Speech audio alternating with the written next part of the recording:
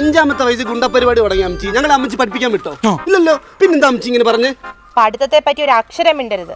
നീയൊക്കെ പഠിക്കാൻ പോകത്തോണ്ടോ നല്ല അന്തസ്സുള്ള ഗുണ്ടകളായത്, നല്ല വീറും ചൂർക്കുമുള്ള ഗുണ്ടകളായത്. നിന്റെ അച്ഛന്റെ പാരമ്പര്യം കാത്തു സൂക്ഷിക്കുന്നുണ്ട്, അത് മനസ്സിലാക്ക്. നീയൊക്കെ വലിയ വലിയ പണക്കാരെയും ബിസിനസ്സുകാരെയും നോക്ക്, അവര് ഗുണ്ടകളെ വാടകയ്ക്കെടുത്ത കാര്യങ്ങൾ നടത്തുന്നത്. പക്ഷെ നിനക്കൊന്നും അതിന്റെ ആവശ്യമില്ല. നിന്നെ അവര് തേടി വരും. എഞ്ചിനീയർ മക്കളെ എഞ്ചിനീയർമാരാക്കുന്നു, ഡോക്ടർ മക്കളെ ഡോക്ടർമാരാക്കുന്നു. പിന്നെ ഗുണ്ടകൾക്ക് മക്കളെ ഗുണ്ടകളാക്കിയാൽ എന്താ? ഇല്ലെങ്കിൽ നാട്ടുകാർ എന്നെ സംശയിക്കൂടാ, നിന്റെ അച്ഛനെ പറഞ്ഞതല്ലെന്നും പറഞ്ഞ്. മാടെടുക്കാ ഇത്. ഹായ് ആൻറ്റി, സുഖമല്ലേ? ഡാ മക്കളെ, എന്നെ കണ്ട എത്ര വയസ്സ് തോന്നിക്കൂടാ? 23 അമ്മേ. പിന്നെ അവൻ എന്തോ കാണിക്കാനാടാ എന്നെ ആന്റിന്ന് വിളിച്ചത്? ചോദിക്കടാ. നിക്കടാ അവിടെ. എന്താ എന്നെയാണോ? ലവാ കുശന്നാ തിരിയടാ. എന്താണ്?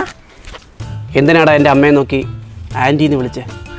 ഞാൻ ഈ പ്രായത്തിലുള്ള എല്ലാവരും ആൻറ്റീന്നാ വിളിക്കാറ്. ഈ മുഖം നോക്കിയിട്ട് എത്ര പ്രായം പറയൂടാ? ഒരു 60 വയസ്സ്. എൻ്റെ അമ്മച്ചിയുടെ ഈ വശം കണ്ട എത്ര പ്രായം പറയൂടാ? ഈ വർഷം ഒരു 55 വയസ്സ്. എൻ്റെ അമ്മച്ചിയുടെ ഈ വശം കണ്ട എത്ര പ്രായം പറയൂടാ? അതും ഒരു 55 വയസ്സ്. 55, 110 വയസ്സാ എനിക്ക്. ചാവിടാവനെ. അമ്മച്ചി